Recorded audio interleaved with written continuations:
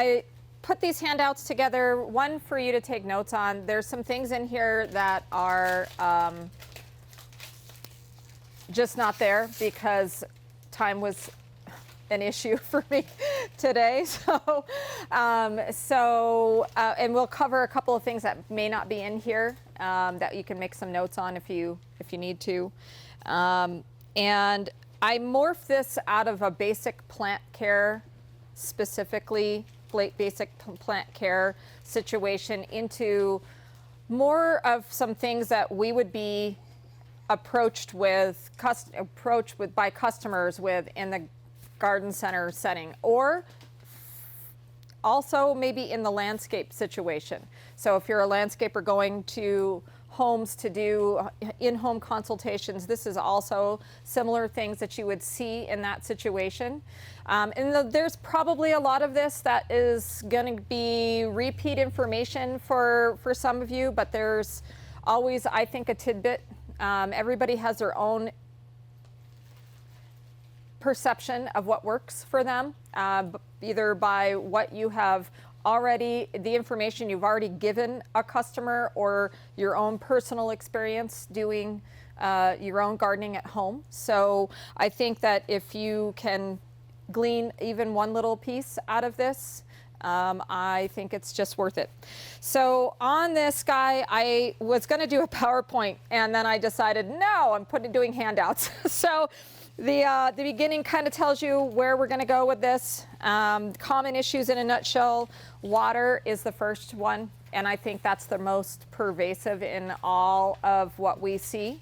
I think that if we were to be very, very thoughtful about what kind of problems we see on a very, very regular basis, water is basically at the base of 80% of them. We have, and I'm not picking on people specifically, but we have a very large portion of people who absolutely have no idea how to water. They don't know how an irrigation system runs. I think that it's really, really important for us to retain the customers that we have coming in, to give them the proper information, especially when it comes to water going out into back to their yard and garden. Irrigation systems are calibrated by the hour, drip irrigation, I should say.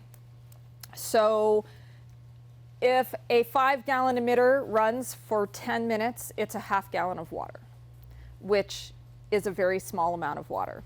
And if you've put a 5-gallon shrub in the ground and you're watering it, that little spurt of water every day, even if it's a brand new everyday plant, planted every day, watered every day for 2 weeks type situation, that's still not enough water, especially on the west side. Let's be real about where we are. So I think that the water issue is a really big one. What I did on this guy is kind of give you 3 examples of different stages of water deficiency. One is the clear wilt of the tree. The tree is clearly wilting. It's obvious that it needs some water. The second one, you can start to see where the water is being pulled out of the leaves to fortify the root zone. And the third one is the spot where it's going to teeter over the other side because the leaves are starting to look mottled at that point and dry to the point of no return, and you will have to tell your customer this is going to defoliate. There is very high chance that you're going to get some dieback at the top of these branches. There's so much drought happening here that it can be reversible, but it's never going to be the same, at least not in the first year. So I wanted to make it show how clear the different stages look, because I think, as garden center people, see on a very regular basis the very end result, where somebody has brought in something that has been deprived of water for an exorbitant amount of time, and there is very bad news. You are the doctor of very bad news at that point. So I think it's just important that we understand what water situations do.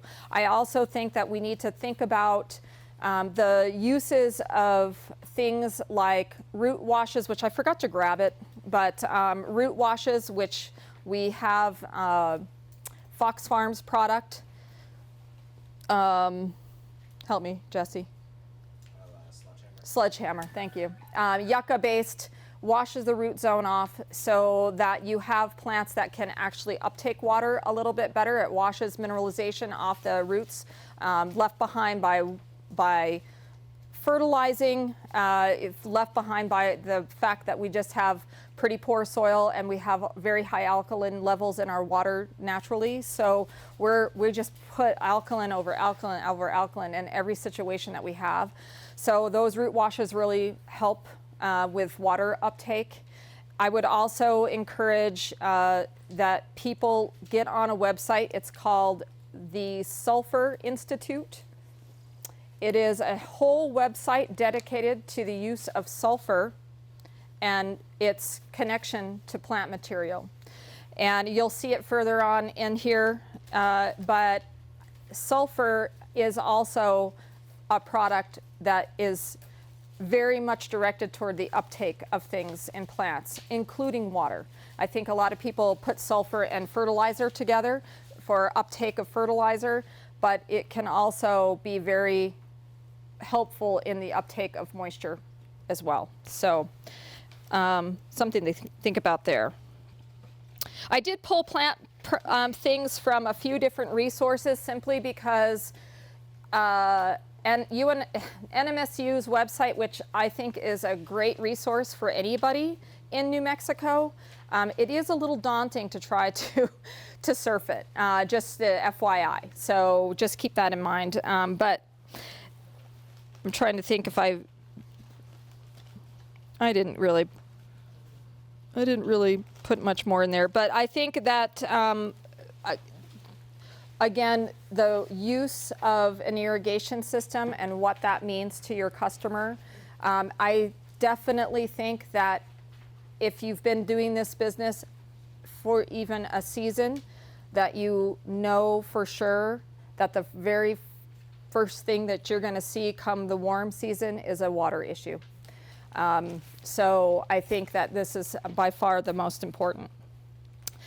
I moved on to things like real common deficiencies that we see just in general, and I tried to keep it simple with some pictures. And what you're going to notice about a lot of these pictures is that several of the deficiencies show themselves very similarly. So it's really important to kind of understand the intricacies of each. We have terrible soil, so we see deficiencies on a very high level. We see them from very newly planted plants. We really particularly see them in vegetables, and I think that's actually a place where people need to really stop and think about what they're looking at when somebody brings them a sample or a picture of something that they've got on their phone. Nitrogen deficiencies are actually, they're fairly common. However, I do think that most people are on the bandwagon of some high nitrogen fertilizers in this area, not necessarily garden center people, but it's kind of pushed on them from the get-go in a box store, for instance. And if people are surfing any place other than a garden center, they're going to see that these numbers that come to them in an NPK are really drastically high with nitrogen. So sometimes the nitrogen deficiency isn't always there, but it is something to kind of keep in mind, particularly with things like tomatoes. They show it very, very clearly, and it is something that we do see in raised beds fairly often because people don't tend to feed very well in raised beds. So that's something to keep in mind. And cucurbits are also really high on the list of things that have a nitrogen deficiency because the whole plant actually turns kind of a pale color. It's not just one piece of the plant. The whole thing starts to change. And that's a big indicator of nitrogen being a problem, okay, or a lack thereof. Phosphorus,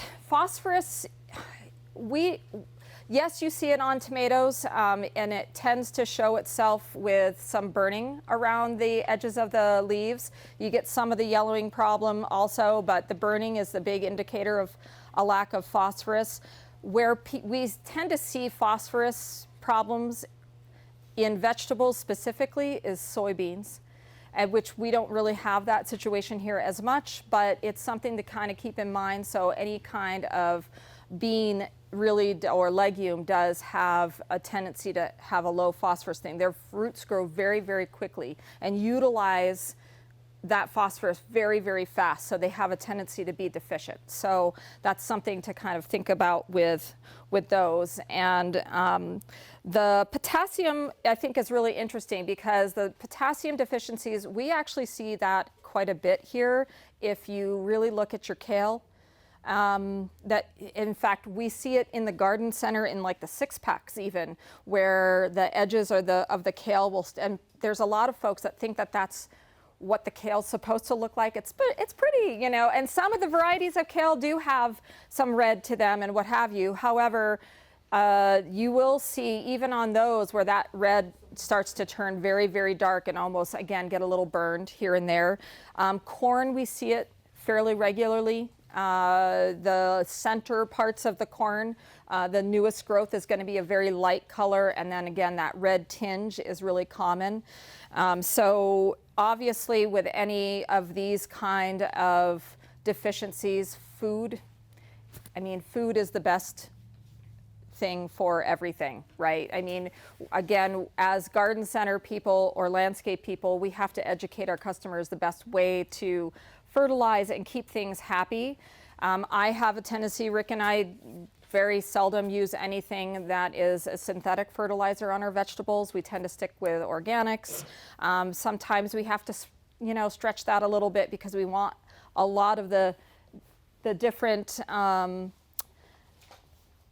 macro and micronutrients within most fertilizers to really be able to hit the plant. So we need to kind of gauge what that is. And that also doesn't mean a one-stop shop 9 times out of 10. I think that the big problem that we see is we have an entire generation of people who are really, really wanting a one-stop shop for everything. And I'm not saying that there's not potential. It's just if you really want to feed things well, oftentimes it requires you to utilize a couple of different products so that your plant is really getting what it needs. And if you're using organic fertilizers, both granular and liquid, you're talking about much more often because the plant uses and discards very quickly, especially a liquid. The Fox Farm products, which I'm a big fan of, I think they're phenomenal products. The granular products are great, or they're more of a powder really than a granular, but I think they're great. But you know, that once a month kind of quote unquote feeding schedule that they give you with those really often isn't enough here because we tend to have to water our vegetable stock a little bit more just to keep things happy. Especially, you know, a lot of us have decided, myself included, that raised beds are a much better way to go with vegetables. You just get to start fresh. You get to put your own stuff in there and fortify your soil on a regular basis with the things that you want and the things you want to see in the soil composition. So. But the one downside to a raised bed is even with the very, very best stuff in there, oftentimes they drain fast enough that you do have to kind of keep an eye on the water situation with those.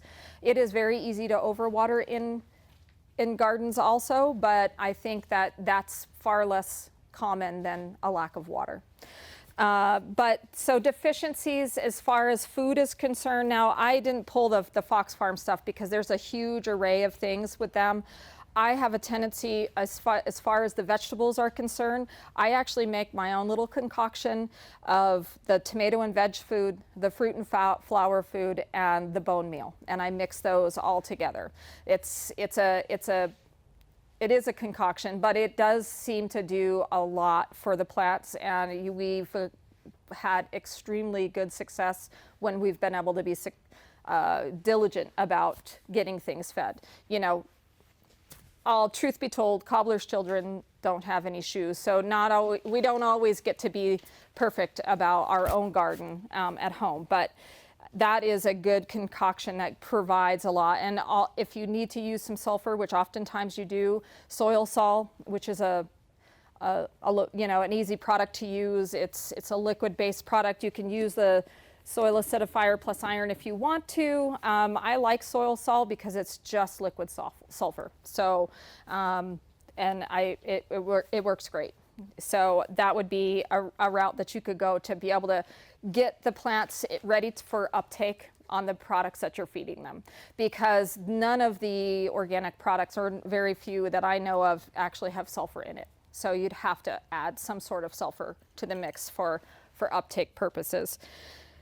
Sulfur is also a micronutrient, so keep that in mind. It is providing some nutritive facilities at the time, so that's something to think about. And I do put on the next page, I show you what a sulfur deficiency looks like. I also show you what iron deficiency looks like. I think we all have seen iron deficiencies. The big difference between the two really is the veining.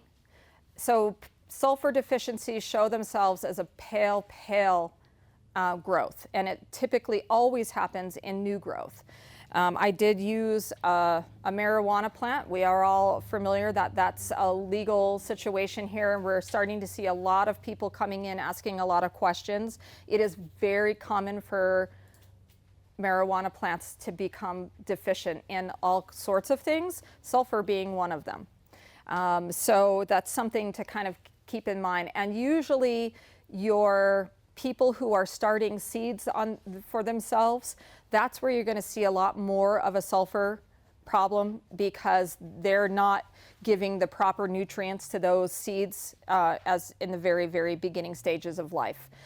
So you'll see it a lot in lettuces. You'll see it a lot in actually a lot of greens, but that is a real common place to see a soil problem or sulfur problem. Iron deficiencies left and right. I mean, you name it. We see it every day. And truthfully, I think we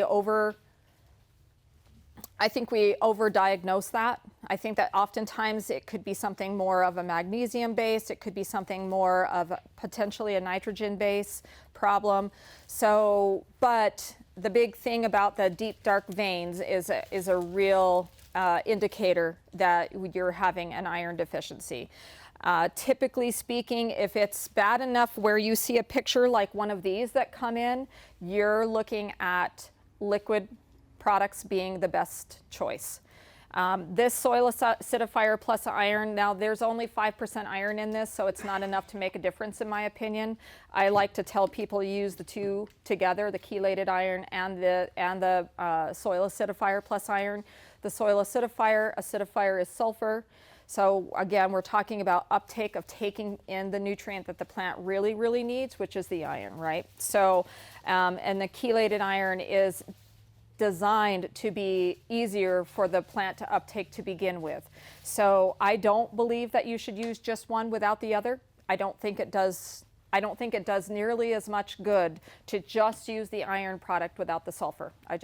Our soils are just too tough on the plant material to be able to take that up. I also think that, we tend to see a lot of stuff in broadleaf evergreens that are problematic, particularly things like Photinia, which has a larger leaf. We do see it in Indian hawthorns. I mean, the one thing that we have to realize about some of the iron deficiencies is when they get this bad, especially in something like a Photinia, your discussion with your customer is you're going to need to cut some of that out. One, because the plant's never going to recover in that state, and what you want to do is fortify the plant and let the healthiest stuff take in the product that you're trying to. Why try to treat the things that look so bad? And it's better to have newer growth that comes in and looking good than it is to see if you're going to make a turnaround on something so you can see that something's doing better. The better way is to allow some of that new growth to come in. And if that new growth is coming in and it's still pale, then obviously you're not there yet. And, you know, let some of that new growth come in so things are healthy, but you're probably going to do a little bit of trim again to get an identifier on whether that plant is starting to turn around. Trees, it takes comfortably a summer. Any tree, I don't care what it is. If we start to see severe iron deficiencies, which we see a lot in ornamental pears, particularly, especially on the west side, I don't care what kind of tree it is. Any tree, pick a tree, they're going to get deficient of iron on the west side. So I think that, again, you're looking at the potential, very high potential of doing some trimming of very, very bad areas. You know, the likelihood that a customer is going to be real happy hearing that is pretty low. But I think that if you said to a customer, look at your pear tree and look at that, the fact that one whole side of it is really going down over the deep end, I think you'd be better off trimming some of that out. I think that if you can ultimately let them know that they will get some flush of growth back in that space, great. But I think leaving it there is, until next season, it's never, I mean, if they want to leave it, it's not, nothing's going to change until next year. So, and they need to know that too. Because a lot of people start using these things and they want to visually see that they're going to have a turnaround right away, and that's just not the case. So I think that that's just very important, again, for us and for people who might go out in the field. If you go to in-home visits and what have you, it is vastly important that you're able to tell somebody that they either need to call a tree company if they want to do some trimming, or that they are going to wait until next year and they need to use this combination of products basically all summer long. Now, they can use a liquid sulfur or a granular sulfur and a granular product. I will tell you that I think that this combination, where you're getting something that's a liquid into these plants can take that liquid in so much quicker than they are waiting for that stuff to break down and then be available. This is just more readily available. I just think it's a much, much better way to go. You could certainly try like a Ross root feeder if you wanted to go that route with the spike. But again, I think this is a great way to go. And again, the water issue with this is plants need to be able to take things up, right? So water, excuse me, is really important to get that project or process started. I mean, moisture is what allows things to kind of come into the plant. So if we're not telling people that they need to increase their watering, so that, and particularly water before they give them, the plants, the product, then they're kind of beating themselves against the wall, because it's just going to run off over the top of the soil. So that is another very important piece of the puzzle, is making sure that watering happens first. I would say before any kind of fertilization in any capacity at all ever. Because again, you're starting a process. So that uptake process is pretty important. The other things that I started to look at were common pests. So pests here, we have a pretty large amount of pests here. We have the fact that about 80% of our bugs live the winter. So we have potential on a winter like this, where we've really seen very little cold weather. We are going to go in and dry. We are going to go into this coming season with aphids. And you know, our suppliers are going to be real reluctant to send us things like ladybugs right away, because it's going to be too cold, and we're already going to see aphid problems. I can tell you we're going to see aphid problems on every fruit tree in your yard out here. Every fruit tree in your yard is going to have an aphid on it. you know what I mean? It's just that's kind of what we're looking at down the barrel of. So I did put aphids on here. My opinion is, when we do get to the point where we can successfully get aphids in, ladybugs into our garden centers specifically, that's my number one go-to. I don't think people realize how efficient ladybugs are. And I also think that we spend a whole lot of time spraying something that we don't need to spray. I mean, truthfully, a good whack with a hose a couple of times of a good hard spray, you're going to take care of an aphid problem after a few hits with water. But I do want to sell them something. Right? So, and I think ladybugs are a great way to go. I think that the two things that one of the things that we really need to talk to people about with ladybugs is when the food source is gone, so are they. Hopefully they've, procreated and you have new ones coming. But that's just something very important to make sure your customer knows. But I think it's much better than going out with something like this guy, which is not a terrible guy, and spraying things that you don't need to spray. I'm a big believer in that. Also, this works phenomenally well with aphids. I mean, really well. Now it's ugly, I get it. However, if you've got kale, which is famous for getting aphids in the early season and the late season and just about any time in between. This is a great way to dust the plant and take care of an aphid problem, wash it off, you're good to go. And it takes a couple of applications and it's a done deal. So I'm a big believer in diatomaceous earth. The other things that are on here, and I've kind of gone through a little bit of the things, the common stuff that we see, thrips, borers, bagworms are huge. If you've not noticed, they're everywhere in every tree that's naked right now. I put on here, what I didn't get on here that I want to add is pine needle scale, because that's another one. I put in tent caterpillars. We do see those up in the heights a lot with people who are trying desperately to grow aspens up there. Spider mites are a huge problem here because it's dry and they love the dry. Leaf miners, we do see those in grapes on a regular basis. I think that's where we see them the most. But personal opinion with leaf miners, cut out the leaves, get rid of the leaves that are showing a problem. Really, spinosad is the way to go with that. So you are spraying with something that's a biological control. And then scale is another one. And we have multiple different kinds of scale that we see. I do have some products that we can go through real quick to kind of go through some of these things. But the peach tree borer, that's been a real problem, I think.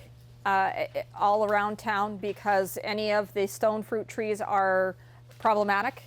So, and also the flowering almonds which just happen to be in the same family of plants, so they also get some peach tree borer and some twig borer in them. So the peach tree borer, really the best way to go is preventative on that situation. Any borer, once it's in the tree, there is absolutely nothing you can do about it. No systemic, no nothing. And really, we should be able to tell that to our customer comfortably, because they want a solution, but when they're already in this tree, the best thing you're going to be able to do is treat for the future, prevent it from happening more. You might get lucky and have one of these products hit a live bug at some point coming out of the tree, or a larva coming out of the tree. So, but spinosad every couple of weeks starting August 1st and basically all the way through the end of October. So every 2 weeks, spinosad, spinosad, spinosad. Now, Monterey used to make a peach tree borer pheromone trap, which I loved, and I guess they're not going to make it anymore, so I'm trying to find a new solution for that. The reason why I liked it, not because it solved the problem, it told you when to spray so that you're not wasting material. And that's something that, it's a great add-on sale, for 15 bucks. Here's a couple of these, and it tells you when you spray so you don't waste your $30 product or your $40 product.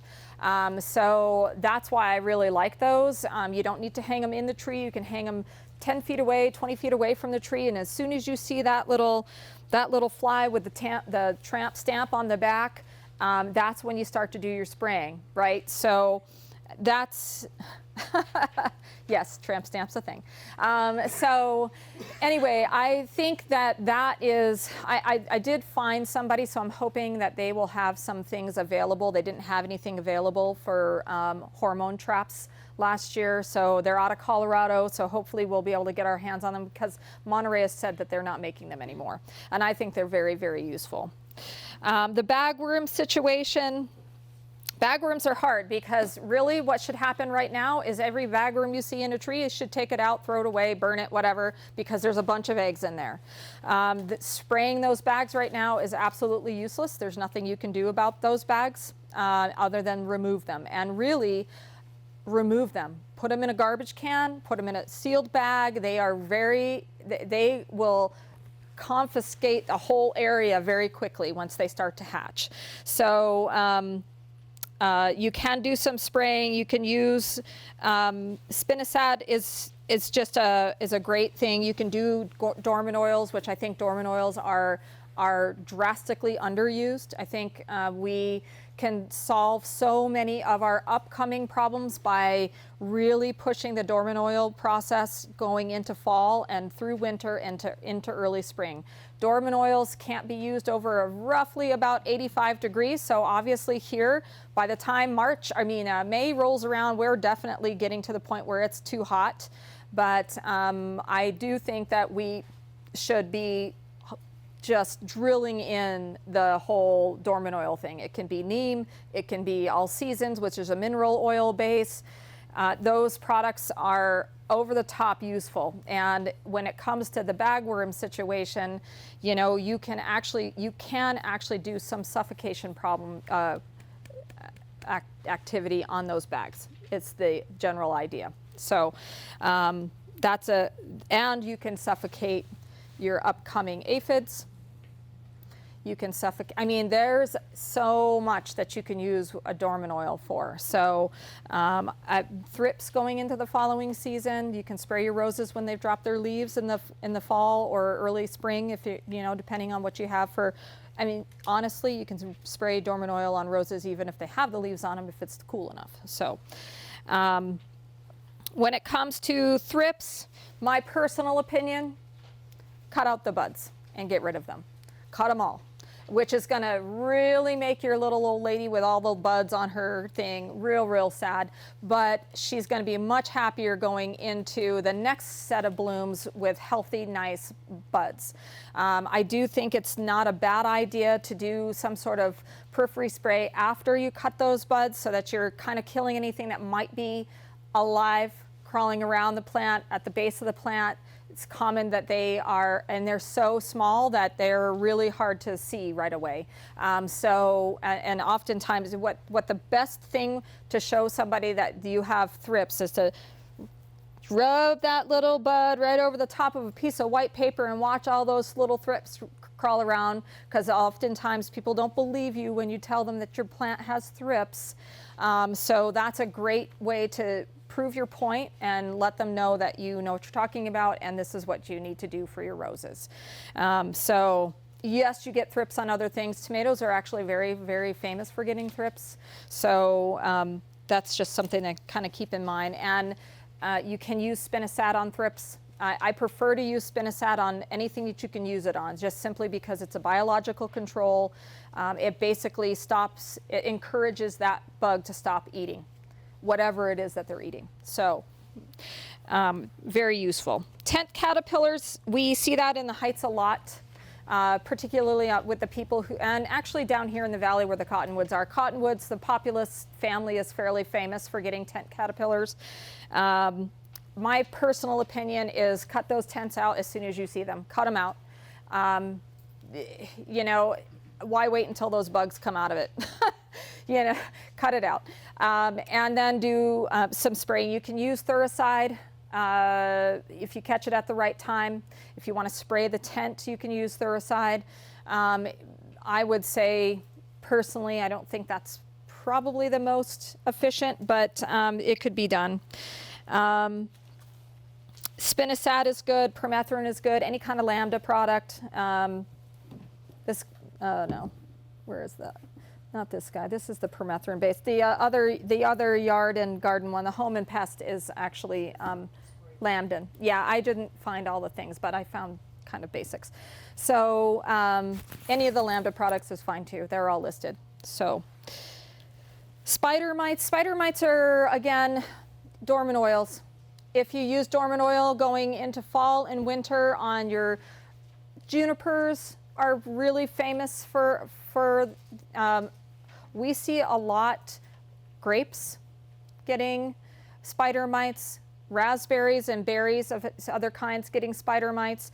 So dormant oil spray in the fall. I like to do something towards, you know, the middle of November and then maybe right around the end of January. Although January, like we're having right now, I got no problem telling somebody to spray some more.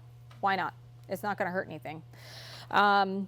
I would not do it when it's going to get super cold, but we're not super cold. So technically speaking, I think that, what is it, 40 degrees that dormant oil is? They say it's not supposed to freeze. Right. Yeah. So because it cracks and then the layer, the suffocant layer is cracked, and so the bugs don't all suffocate. Yeah. I would tell them to spray. Yeah. So I just think, again, we would solve 80% of our problems. If somebody came into you in July and said, oh, what's going on with my juniper, because that's where we see it the most probably, or your Arizona cypress, any one of those evergreens like that, it's pretty common. So I would say to them, okay, you're going to use this for right now, but you're going to use this, and sell them both products at once. You're going to use this, and then you're going to use this, and get them out the door with both products. Because even if they have to call you later on in the fall to say, you know, you gave me this, but I don't remember what I was supposed to use it for, you know.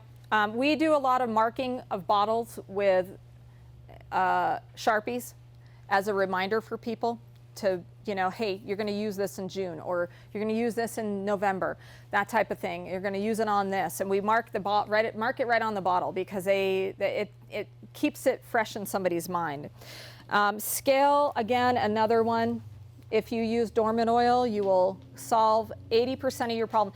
And the things that are really famous, like euonymus with soft scale, if they get a good dormant oil dose going into fall and then into early spring again, we're going to solve a lot of that problem. Grace, come here. We're going to solve a lot of that problem before it's a problem.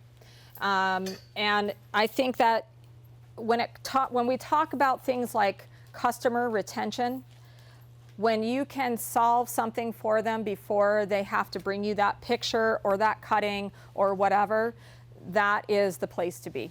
That's the person that's going to go, oh my God, Connie, I will never go anywhere else, because that's really what we all want, right? I mean, to be real. And if you are a landscaper and you're going or doing any kind of home visits, if you can nip these problems in a bud, you will be at that person's house, I guarantee you, twice as much. Not because you're solving more problems, but because they're finding ways to get you there. And that is something that we need to kind of think about as far as how we encourage repeat business. This business is not all about repeat business. We all know that we have the garden center geeks who go from one garden center to the other and do the rounds. We all know those people, and we love to see them because they're here every week, right? They're looking at what perennials you have coming. Oh my goodness, look at this shrub. And they just about die when annuals come in because they never know what they're going to find. But that's an uncommon person in the garden center industry. So we need to be finding ways to make it very, very easy for them to want to keep coming back. And being knowledgeable about some of this stuff is probably the #1 way, in my opinion. I guess you got to be nice, which I'm not always great at. So there's that. Then I went into some disease problems. Oh, I did want to talk about pine needle scale. And I did want to talk about pine needle borer real quick because I didn't get that on here. But pine needle borer, pine tip moth. I know it's terrible stuff, but it's really the only stuff that works. Okay? Again, if you're doing some preventative work with dormant oil sprays, you're going to get way ahead of the game. So pine needle scale, spraying is only good basically in April. And it's usually early April where you start to see the foam on the fronts of the trunks. That is an active scale, and most people, when they bring in the picture, it looks like somebody had sprayed soap suds down the front of their tree trunk on their pine tree. That is the only time really that it's effective to do spraying for pine needle scale. The stuff that's on the needle, that's in the little case, either it's dead or it's dying. Those are the two options there. So there's the spittle bug kind of foam. Is it similar to that it's in a much larger situation. You'll see it's like it's big. It's mossy? It's mossy. It's kind of almost a yellowish white. It is bubbly like spittlebug a little bit. It almost, sometimes people think it's a fungus when they bring it in because they go, oh, because it's dense. So they're like, ooh, what is this, you know? And then when we tell them, everybody starts to get the itchies because they're like, oh, bugs. The last couple of years, we've been really fortunate that people have brought in a baggie full. Oh, it's been really great, It's yeah. yellow, and It's got gross. insects in it, and it literally is on the ground, crawling across and working up. You Yeah. don't see it because it's microscopic. But what Jen's talking about, that's the only time to treat it. Yeah. And this year, probably going to show up in March. 'Cause Yes, yeah. That would be the other thing, is because we've had such a mild winter, weather-wise, not just moisture, but temperature-wise, I think that we're going to start to see some of these types of problems rear their ugly heads much earlier in the season. I would definitely think about being aware of pine needle scale being active in mid-March, if it stays, especially if it's, I mean, honestly, at this point, it's not going to matter that much if it doesn't stay like this. If we get a cold snap, it's not going to be that big of a difference at this point, more than likely. So, but that would be something to keep in mind. And so the brown, the little dots on the pine needle scale, there's very little you can do about that. Obviously, you know, a bad infestation can do a lot of damage because they are moisture sucking, right? So they're taking the moisture out of the needle. Those needles are going to drop. That's, I mean, I would say if somebody was real comfortable with it, they could do some trimming, but honestly, I would just use some dormant oil and go into each fall with a lot of dormant. Don't use dormant oil in the heat of summer, but you could use it in March. It'll be plenty cool enough to use it in March. So if they want to spray anything, they can spray with dormant oil, just to kind of as a preventative, prophylactic, okay? So I've read an interesting thing on NMSU's website today. And it was talking about this leaf spot that we're seeing a very, very high amount of these cases in New Mexico, but more between Albuquerque, in Albuquerque specifically, and in Cruces, because that's where we see a lot more of these shrubs. It's not to say that they're not everywhere in between, but we don't have as many people in places like Roswell to be sending NMSU the things. So, this is a leaf spot that is kind of specific to rafts and to Photinia, and it's not 100% specific to those, but that's where we're seeing these really high causes, right, or high probability. You can use a fungicide on this. The best plan of attack is to practice good cultural practices with them. It means that you snip out things that are problematic. So directing your customer into doing some pruning with some dunks of a 50% water, 50% bleach mixture, so that you're cleaning off your pruners between each cut. That's a big thing. Rafts actually are the #1 problem plant with this particular leaf spot. And as we think about it, we could probably think back to customers maybe even last year where you saw really pretty large sections of rafts being overtaken by this leaf spot. It does have the redding, the reddish coloring, the very distinct spots on the leaves. It will actually kind of spread within a branch. So a whole branch of a raft will start to really show signs. So it was just a very interesting article on this, and I thought it was important to put it on here. So the best practices would be doing some raking of the leaves that are around it, prune and destroy those leaves if you are, doing that. Prevent overhead watering. Prevent overhead watering anyway, let's be real. So avoid summer fertilization. So what they're talking about with that is heat of summer, which we don't and shouldn't be encouraging people to fertilize in the heat of summer because we don't want to do that. But what they're talking about is going into the hottest part of the season where we're encouraging lush growth. You're actually providing food for this disease to kind of take hold into this plant because the plant is stressed going into the heat of the season as it is because it's hot and nobody waters enough. So there's that. Or I shouldn't say nobody, but lots of people don't. So we don't want to encourage all this new growth because it's a great place for the host to kind of hang on to that new lush growth. Okay. So I thought that was very interesting. Anyway. And if you're going to spray, you can use a copper fungicide. Again, I would use that as more of a secondary piece. I would do the trimming first, and then you can use a copper fungicide as kind of a prophylactic to keep things at bay further, right? Powdery mildew, I think we see it a lot on vegetables. I think we see it a lot on berries. Powdery mildew is, we see it a lot on roses. Primarily people are watering too much, which is funny because we always think that they're not watering enough. Roses are extremely xeric. So I think that people need to get, again, it's an education of what watering looks like to people. And we need to get people to put their hoses down to the ground as opposed to doing this, willy-nilly watering, I call it. One, it's not good for the plant. Two, it doesn't do anything for anybody. Maybe it's their psychological thing. We all know what hose therapy is like, where we have to just get away from a customer and be on a hose for a little while because screw you customers, I gotta go, get away from me.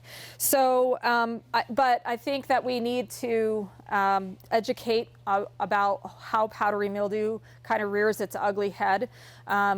It tends to like it dry, actually, but when you do add that water situation to a cool morning, in the shade particularly, because everybody's watering in the morning, thankfully, right? We've been educating them to do at least that.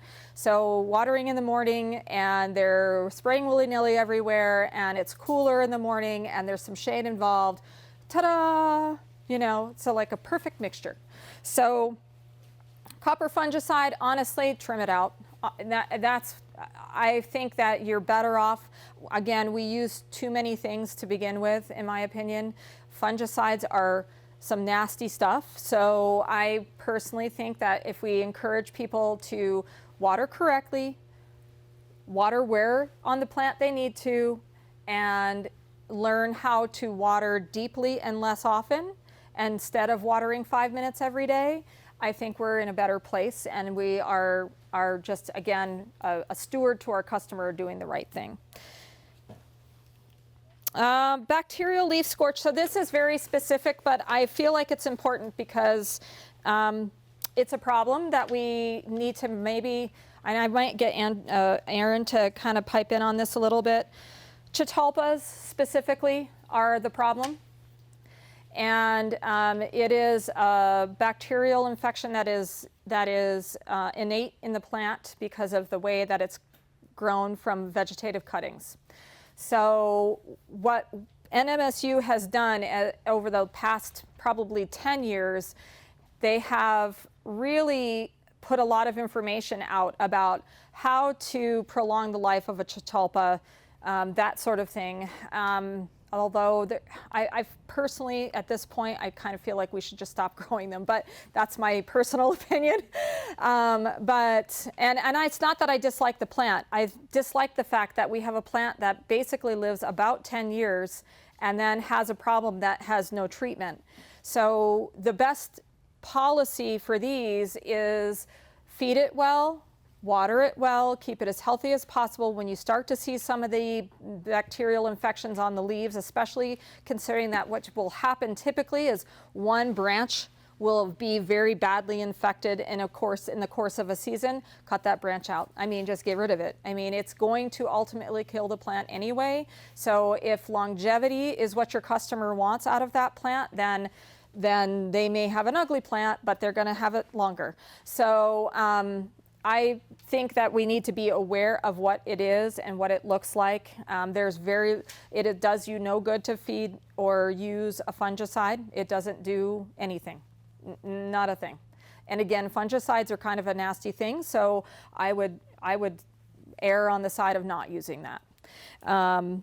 The best practices again is food and water and doing things correctly. And again, I'm going to ask Aaron his opinion on Chatalpas. Do you have an opinion on Chatalpas? I think it's one of those ones that if the customer has to have it and it's available to you and you can sell it to them, just make them aware of the situation. Yeah, yeah, I'm not a fan of them either. I think it's a problem. maybe try to go with a fancier variety of Chalopsis or something else. Yeah, I would agree with that, yeah. But if you have that customer that has to have it, I mean, I know. they grow really fast and they bloom Yep, very nicely. yep. So you can see why they're... Again, food is a big thing. So if you can properly feed these plants and keep them healthy that way, you can stave off the things for a while. So the other thing that I put on here is wetwood, the bacterial wetwood. We see that on cottonwoods, we see it on sycamores, we see it on elm trees, both good and bad elm trees.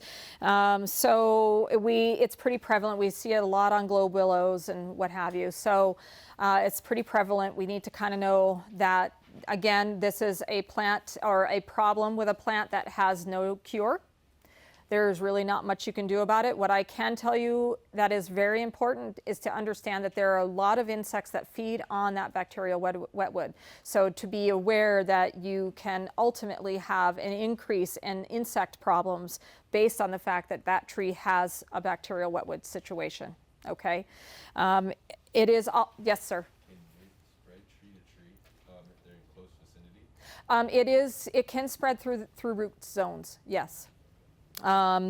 So one thing to be aware of, and again, this is the real upsetting conversation that you have with a customer, because they come into your store and they live in the North Valley or they live in Corrales and they've got these huge cottonwoods and they see this big wet spot that is at the crotch of an enormous branch coming off. That conversation's an ugly conversation to have with somebody, because you're going to need to tell somebody that they need to get rid of that big branch, because the day that the wind blows 100 miles an hour, and that's not a hurricane, and it falls down on their house, their neighbor's house, their cars, their kids, whatever, that is a problem. And bacterial wetwood rots the wood from the inside out. The leaching that happens is what you see on the outside. Typically speaking, when you start to see things that look like what's happening on the trees that are in these pictures, you're already starting to see a problem that's fairly severe inside. I meant to, and I forgot, there is actually a good few pictures on NMSU's website about where they had cut open a tree very similar. In fact, both of these pictures come from no, this one does, the big one. They had cut the tree open, and a solid 80% of the inside of the tree was gone. So, I mean, and that was just this kind of obvious wet spot on the outside.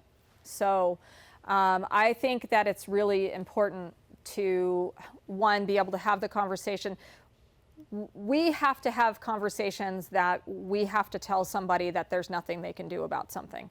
You know, now we are not doctors, we did not go to medical school or what have you, but for a lot of people, their landscape is really what their pride and joy is at their home. And over the last couple of years with the pandemic, and people have actually spent a lot of time at home and on trying to understand what's going on in the yard and how to make it better and how to make their home sanctuary really a sanctuary and healthy, then these kinds of conversations with people are very hard to have, because you are telling them that there's something very detrimental that's going to happen, and you don't want to sound like, you know, whatever, but you don't want to be a drama queen about it, but it is very important. And I think, you know, having a good tree company in your back pocket where you can call and say, hey, I've got a customer that has, or encourage the customer to call, because I think it's very important that that situation like this gets a second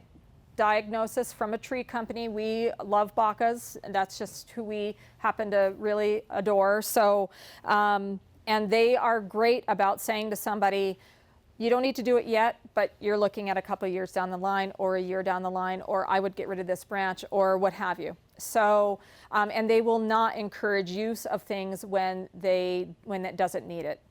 They just have a little bit more integrity than that. So I think that is something to be aware of. And the only other thing that I put on here, because we don't tend to see as many fungal problems in lawns as they do in other places. Some of the things like dollar spot, that's actually a warm season grass problem. That's like a zoysia problem. We don't have those kind of things here. And we have a native lawn that's a warm season grass, and if anybody should be guilty of having some sort of problem on their native lawn, it would be me. But it's great. Cool season grasses, the brown patch is actually kind of popular here. Primarily because people are watering at odd times, probably. It is easily spread on mowers. So people who have lawn services, and I'm not dissing anybody, but I gotta say that in my opinion, the average lawn service guy probably doesn't wash his blades between each customer. So it's going to go from house to house to house to house to house. And, you know, you can use fungicides. Infuse works really well. The big thing about using a fungicide on something like a lawn problem is you actually have to use it until you start to see the lawn turn around. You can't just use it once or twice. The directions on the bag, if you're going to use the granular, which I would encourage, the directions on the bag are very clear about how many times you should, or how far apart your application should be. I think that is the best route. Can you go without doing anything? Yes, I don't think that's the best way to go. I think you should be a little bit more diligent about trying to get rid of the problem, especially if you're dealing with Mrs. Jones and she can't, or Mr. Jones rather, and he can't deal with his lawn not looking perfect, you know, because he's got to stick up his butt. But anyway, I did pull a handful of things just to kind of show you some things. This is Tree and Shrub Annual. I think everybody's familiar with this. This is imidacloprid. Rick and I are beekeepers. We do not use this at our home. Actually, that's a lie. We use it on our ficus inside because the ficus always gets scale. So we don't use it on anything outside. Jen, a few years ago when we started keeping bees, I pulled a hive out, pulled a bar out and said, taste the honey. And she said, can you taste the roses? I couldn't. But that was it.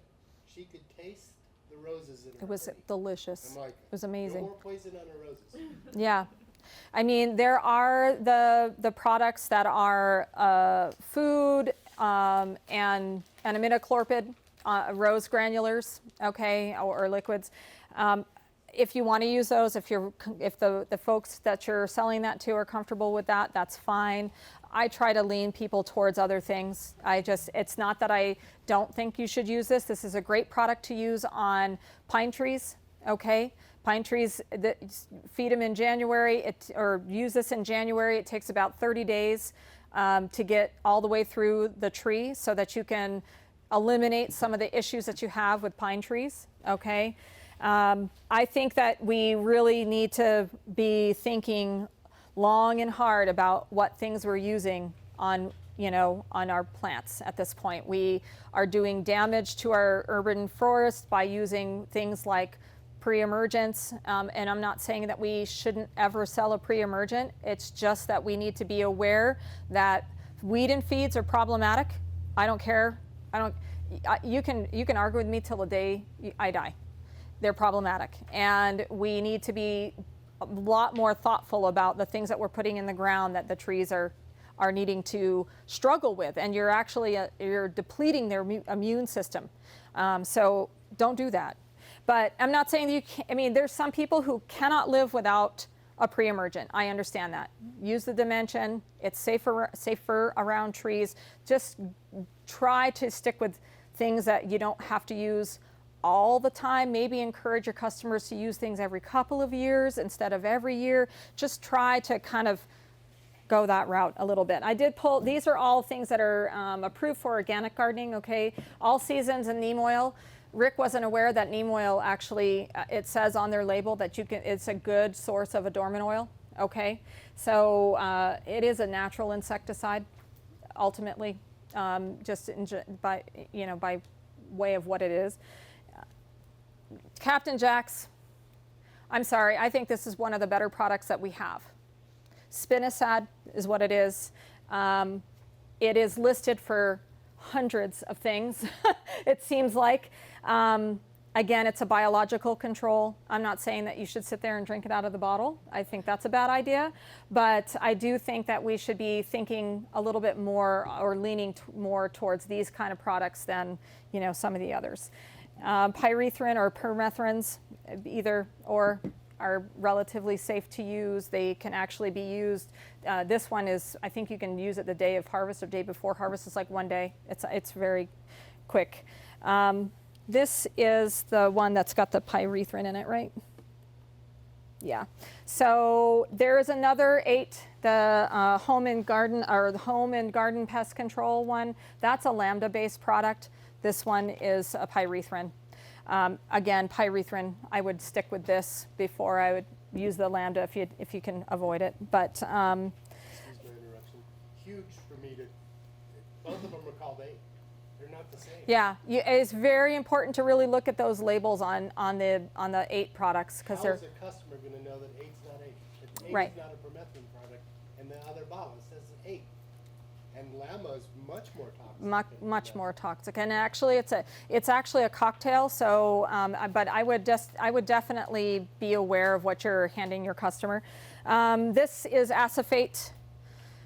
This also will do a pretty good job on thrips if you really want to use thrips or use a spray for thrips. It stinks. I mean, it stinks like malathion stinks. It's just nasty.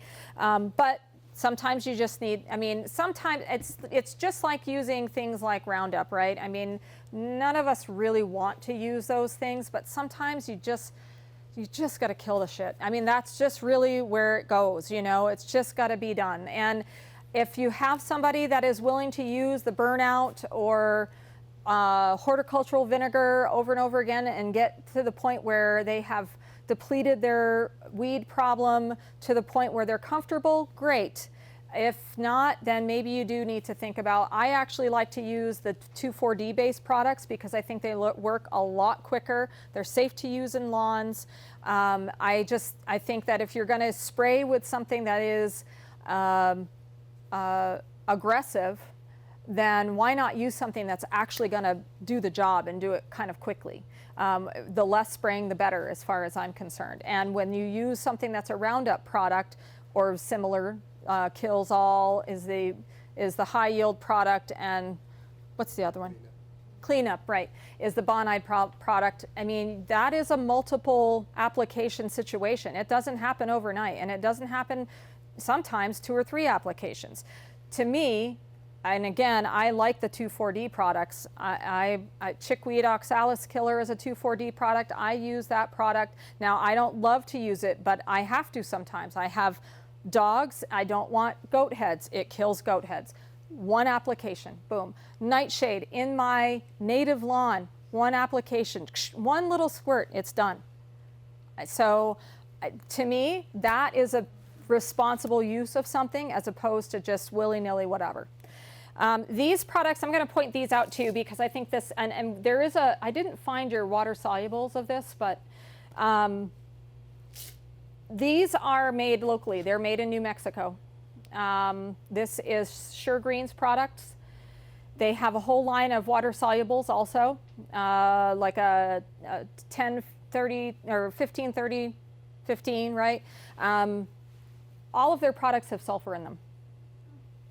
So when you're talking about general uptake, again, we were talking about the sulfur thing, and I know I'm kind of beating that old dog, but I believe that fully that you're getting much more out of something like this than you are out of almost any other fertilizer, in my opinion. And again, it's a local product, so if you are in a garden center that doesn't carry this, I would strongly recommend that you talk to your owner friends and see if you can get it in if you don't. And if you are a landscape person and you are out at people's yards, I would strongly recommend that you look in their garden, in their garage, look and see what they got from the local box store, and show them that the difference between this and what they have is a drastic difference, and their product is really not doing any good for their lawns, for instance. So this guy is the tree and shrub fertilizer. This can be used on roses, trees, shrubs. You know, I mean, it's a huge list of things. And again, for the people who want a one-stop shop, this is the way to go. What do I have here? Landscape Special. I would consider this the Osmocote of the world. Okay, it's time released, and it's, again, the sulfur piece is what creates this. It's what sets it apart. Okay, and I think that's it. I think I'm done now.